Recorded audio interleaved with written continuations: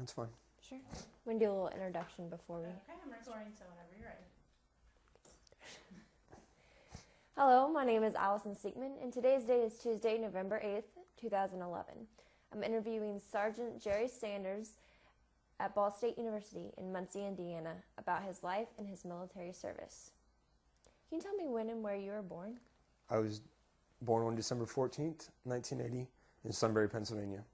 Did you grow up in Sunbury? Yes, I did. What was it like growing up in Sunbury? It was a real small town. Really, it was just, there was a bunch of kids in the neighborhood, so I mean, that's really what it was. Every day outside. What was your family like?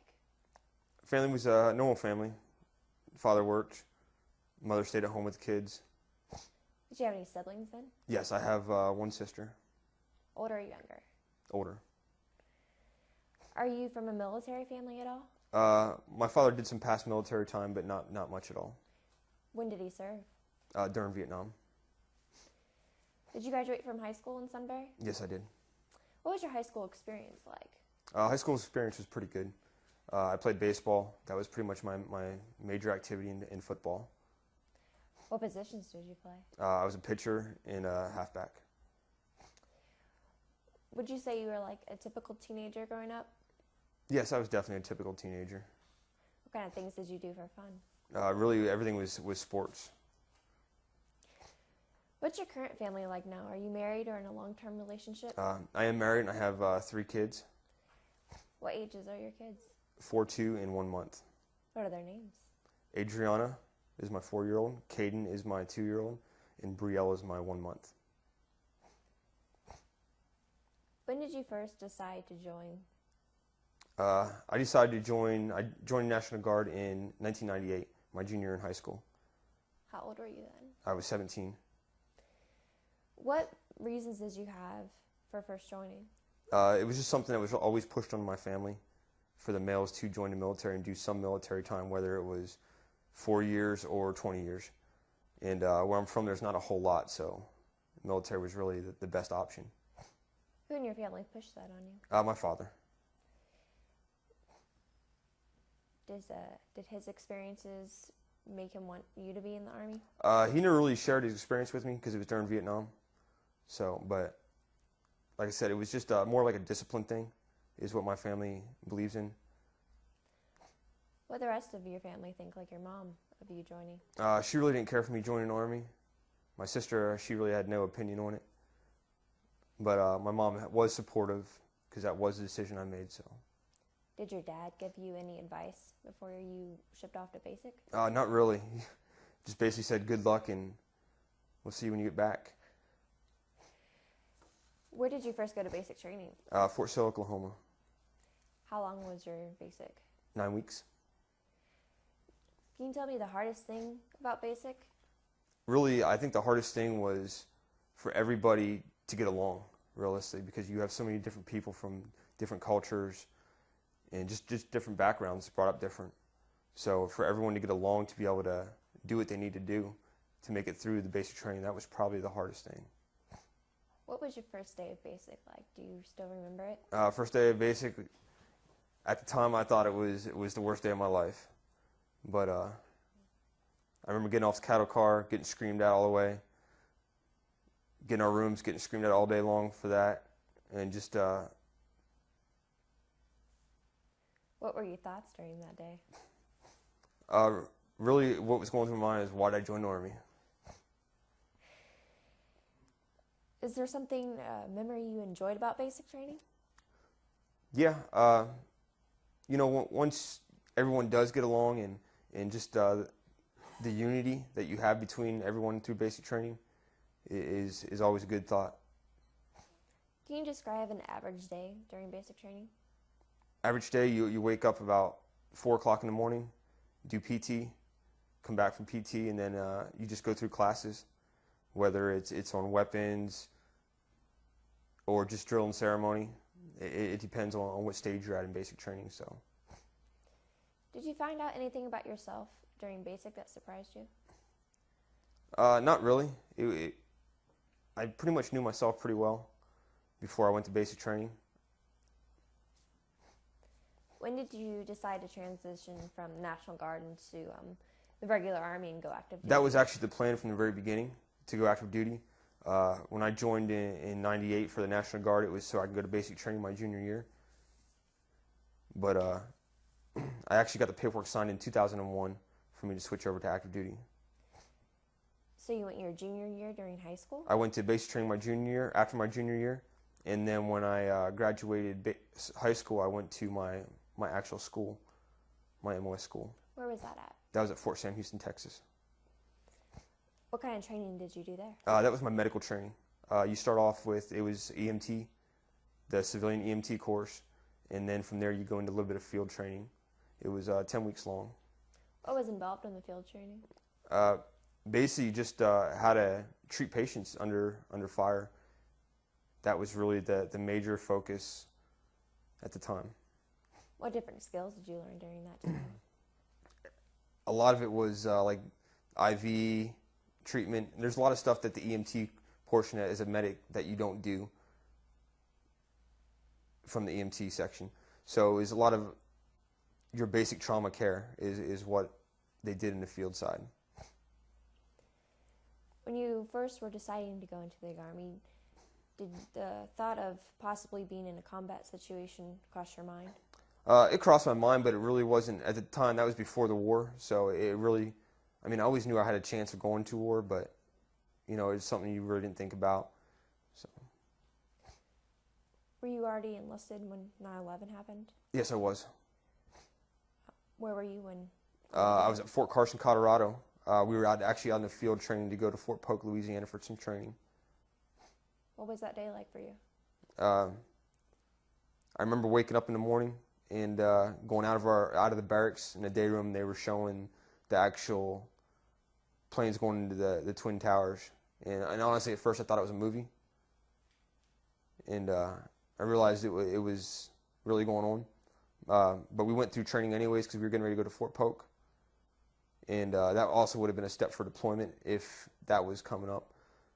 But I mean, really, there's a lot of minds going, you know, a lot of thoughts going through my mind, you know, whether or not I was going to be going to Iraq or wherever at the time, Afghanistan. What was the basic feeling on post about the events of that day? There was a lot of tension. I mean, posts were locked down. They had us out running the streets with mounted weapons on our Humvees. So there was a lot of tension throughout post. You know, and of course, at Fort Carson, there's NORAD, which is the big missile in the sky, is what they call it, that overwatches all the airspace.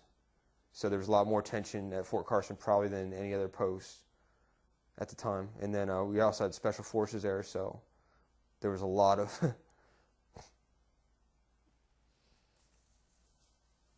So what was the first unit you were in? First unit I was in was 10th Combat Support Hospital. What was your MOS?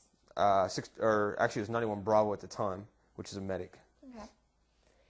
And you said when you re-enlisted into the regular Army, that's when you did your special training for the medic? No, actually, I did that while I was in the National Guard. Okay. I was already MOS qualified when I came active duty, so I went straight to Fort Carson. Were you deployed with your first unit? No, I wasn't. I missed deployment for about 30 days. I left 30 days prior to them deploying. What unit were you in when you were first deployed? It was in 225 FSB out in Schofield Barracks, Hawaii. Where did you deploy during that time? We deployed to Kirkuk, Iraq.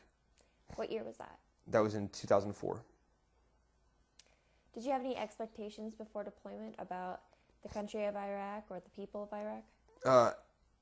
We actually had pretty good...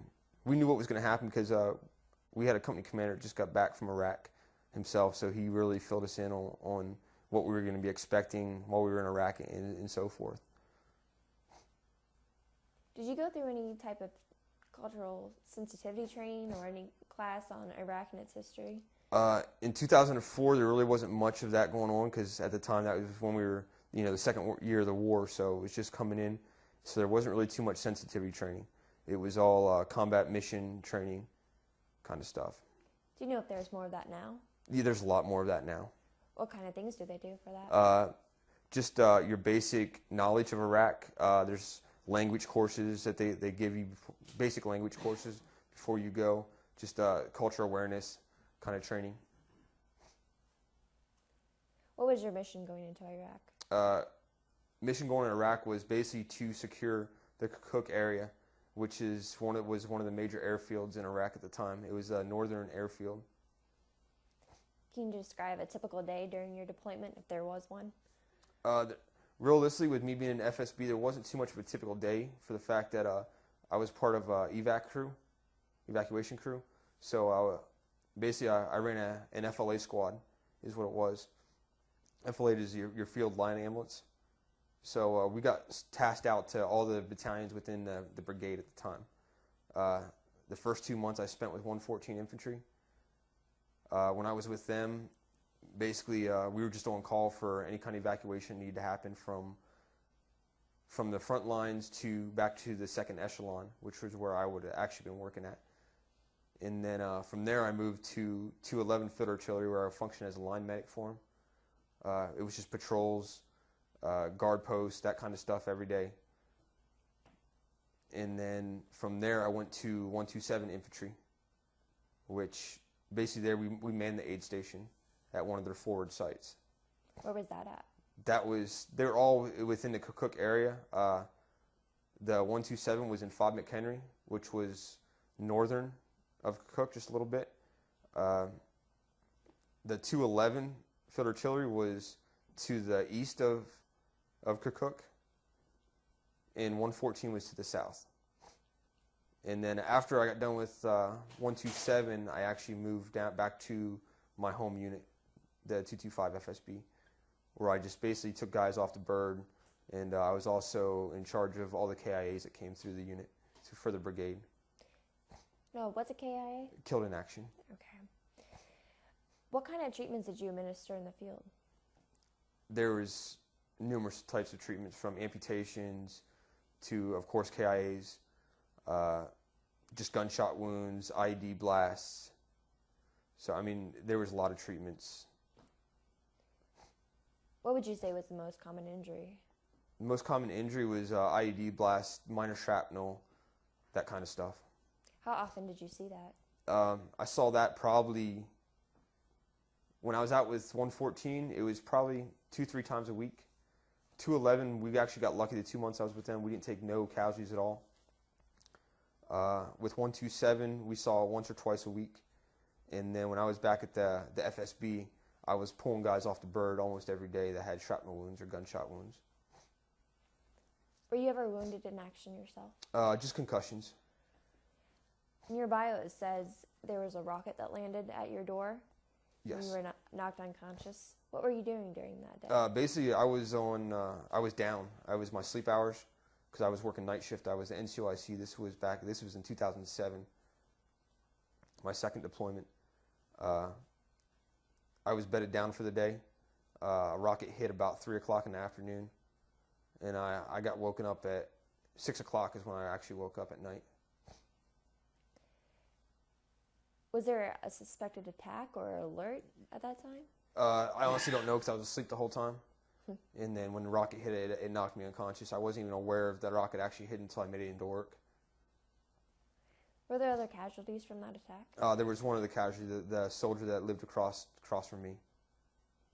What happened to him? It was actually a she. She took a level 2 concussion also. Where were you when you woke up? Still in your room? I was still in my room. Did anybody know what had happened? They knew what happened. They came in, basically just checked to make sure I was there. And they were like, okay, he's good. And they were actually more concerned about the soldier that lived across the hall from me, because there was a lot of damage in her room from the actual rocket hitting. Are there any long-term effects from your injury?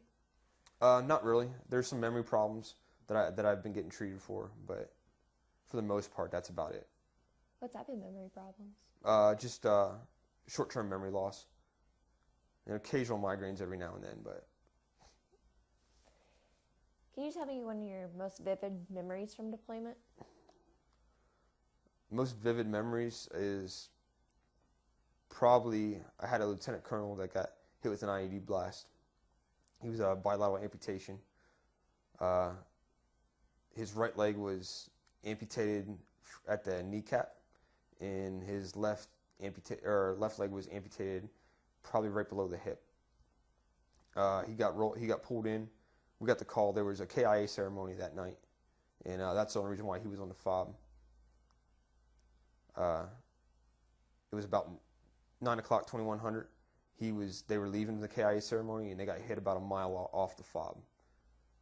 We got, at that time, when we got the call, I was at the night shift NCOIC at the clinic, the level 2 clinic. They bring him in. Like I said, both legs, automatically we realized before I even got him on the truck, because I always met the soldiers when they pulled up to our back door at their truck. Automatically, as soon as I opened up the door, I realized that it was amputation. I reached in. He had tourniquets on him, but the tourniquets weren't on all the way. So there was a lot of blood loss coming out yet.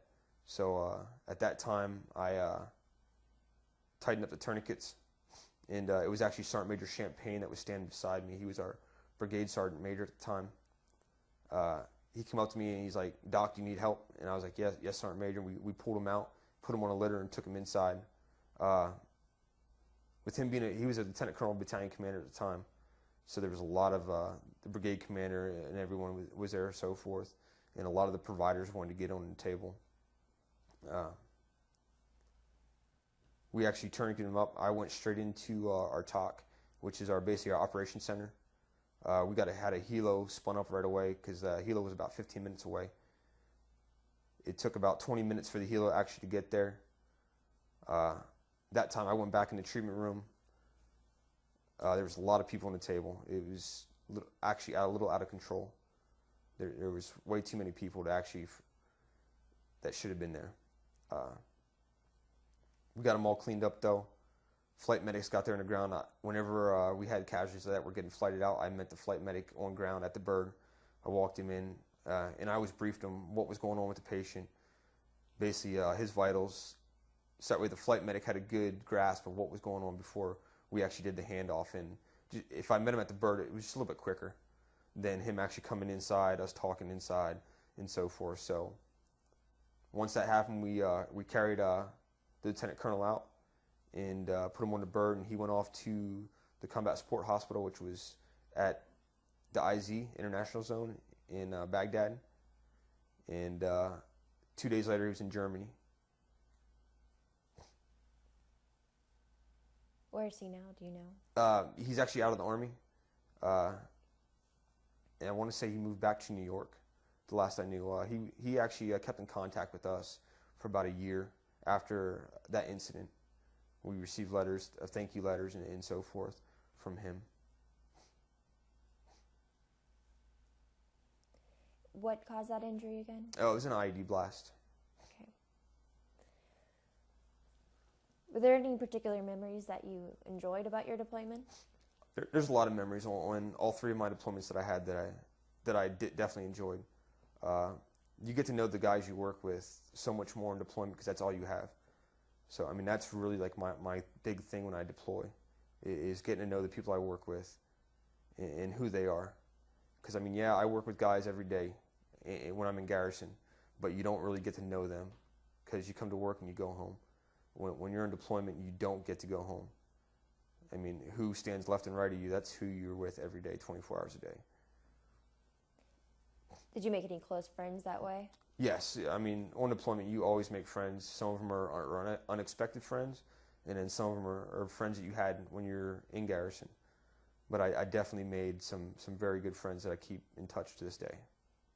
Is there any particular buddy that you made on that trip that was just that one person you could always go to? On my second trip?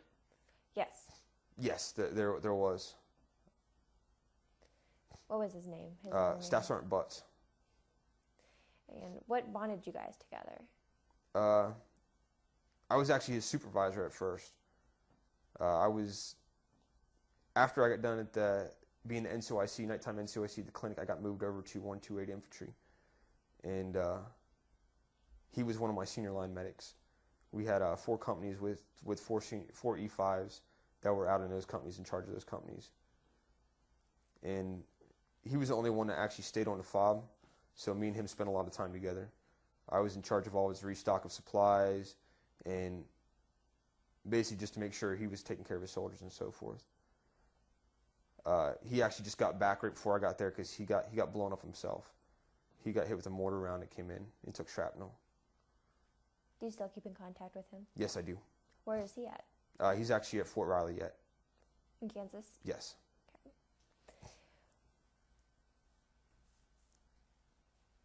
When you came back home from each of your deployments, how was your welcome back home? My first deployment wasn't the greatest because I went through my divorce during my deployment, my first deployment. My second deployment was great. I had a new baby after my second deployment, and I just got married right before I left, so it was really good to come back. I only saw my daughter for 14 days during my R&R after she was born, so it was really good just to get back to my daughter and my new wife. My third deployment, I had a baby literally like 2 months before I left, so coming back was also, just great because I got to see my son, who I missed a whole year of his life. My daughter, I already missed like half of her life, and my wife, So it was very open arms when I got back. My kids took right back to me, like I never left. How often were you able to keep in contact with your family?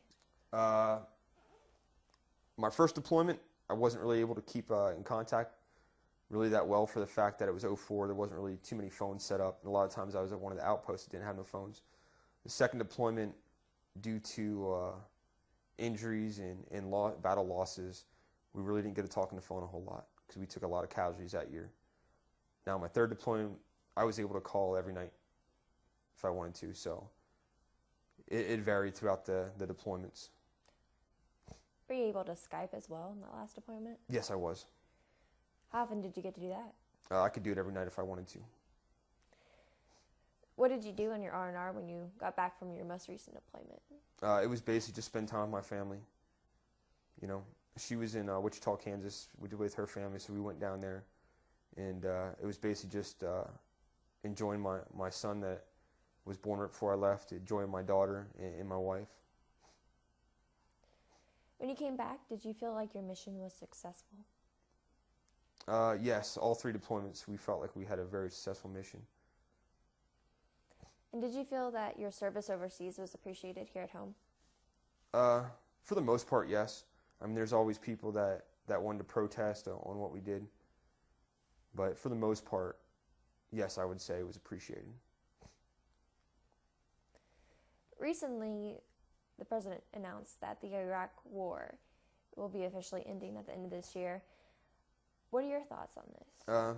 I think it's actually a good idea. I was actually there for the initial downsize. I was doing personal security for General Odierno at the time, who was the commander of troops of Iraq. And we really weren't doing too much of the combat operations anymore. It was more making sure that the security forces of Iraq were pretty good. And they were. For the most part, they were functioning probably 75% better than before we got there. So I think it is a good idea to pull troops out and to finally give them a break. When was that initial downsize? It was back in September. I think it was 1 September of 2010. Do you feel that the Iraqi people are ready to handle their own country without support from the United States? Yes and no. I mean, you can't give somebody, just give back their own country and expect them to be able to run it without any errors.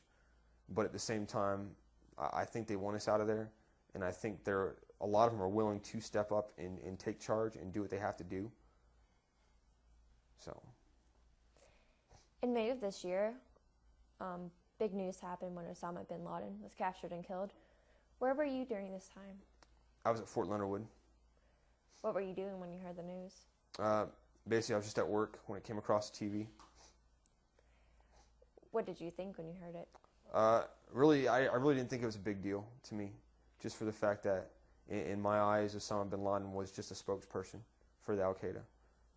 I mean, it's just like Saddam Hussein. Saddam Hussein was more of a controller for Iraq, but Osama was just really the Al-Qaeda spokesperson. There was actually, a lot more people running the Al-Qaeda than what than Osama bin Laden. What were the different reactions on post at Fort Leonard Wood? There was a lot of people made a big deal about it, and then there was others that probably had about the same opinion as myself, that he was just a spokesperson and it's not going to stop what is going on in Afghanistan. Recently, the 4th MEB's mission is changing to a combat-oriented mission. How does this affect you? It really doesn't affect me anyways. My battalion, we still had the combat operations going on, so it makes no difference to me. How do you think it'll affect the 4th MEB overall? Right now, there was personnel in the 4th MEB that were not deployable just for the fact that they were not in that combat status. But now with them moving over to that combat status, you know, everyone will be getting deployment orders eventually. So it will make a difference because the training's going to have to be focused different. And the soldiers, we're going to have to weed out the ones that probably don't need to be there anymore due to injuries or whatever, so we can build the strengths that we need for the actual combat deployments. What current unit or company do you belong to right now? I'm with 92nd MP Battalion. Is there a motto or a nickname you guys have? On the watch. On the watch? What does that mean? It's basically just we're watching over for security because it's military police. So, I mean, it's protection is what they do. What does it mean to you personally? To me, it's just making sure everybody's doing the right thing, looking around, and, you know, if you see something wrong, fix it. Does that motto create any type of unit cohesion? Yes, it does. I mean, all battalion models, in my opinion, create some kind of unit cohesion. Some more so than others. But, I mean, mottos, that's what they're there for. And it does create the cohesion throughout the fighting force. How connected is your current unit with the First Infantry Division? The unit currently, with us being at Fort Leonard Wood, it's hard for us to be really connected to the First Infantry Division. There's not a whole lot in between the First Infantry Division and us because we kind of have our own mission. So I would say really we're not really connected at all.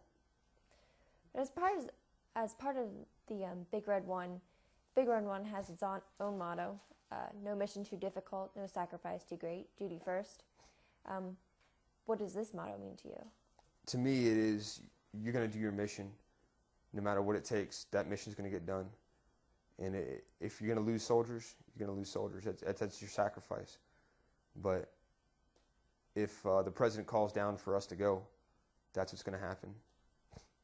How do you incorporate that motto into your service? Really, it's just, to me, it's just the right thing to do. I mean, if you're told to do something, you do it. You know, you find a way to make it happen. That's the way I've been my whole career.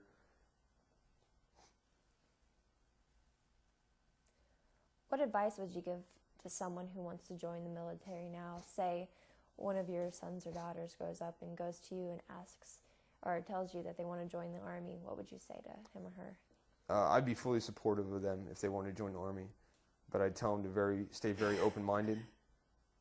Also, make sure you take care of yourself. What would you say to them if they wanted to join another branch? And that's fine with me too. My children, if they want to, their decision's their decision. If they want to join the military, they want to join the military. If they want to go to college, they go to college. It's really their decision. Whatever path they take, I will be fully supportive of. How do you think your wife would feel if that became the case?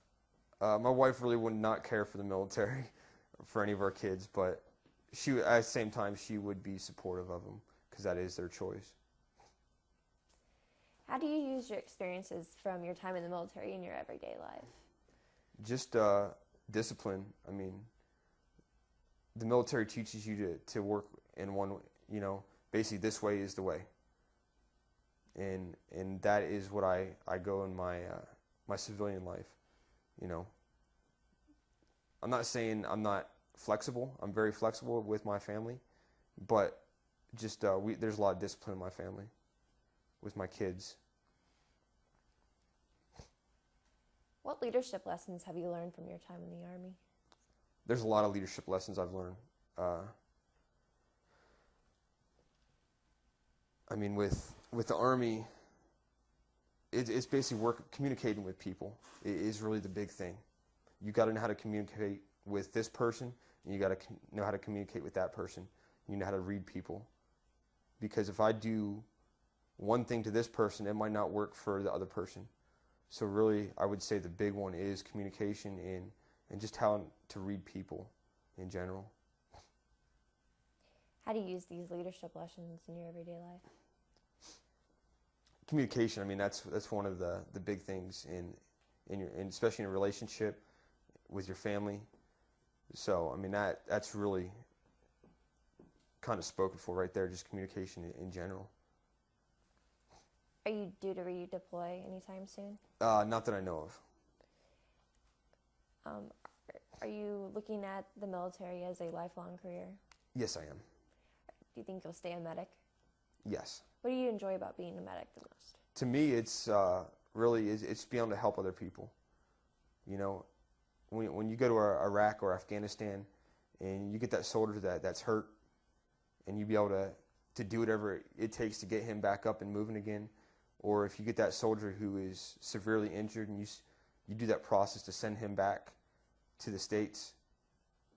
To me, like every time I deploy and I send soldiers back from, well, it's been Iraq so far, I have gone to the hospital to see them, either during my R&R or on my leave when I get back. And just, for me, the payoff is to be able to see that they're doing good at that time. And you know, to hear somebody say thank you for what you did when you were just doing your job, it's really a big deal. When you go visit them back in the States, what kind of conversations do you have? Basically, it's just the overall conversation, how they're doing, and so forth, how the recovery's coming, you know, just basic conversation.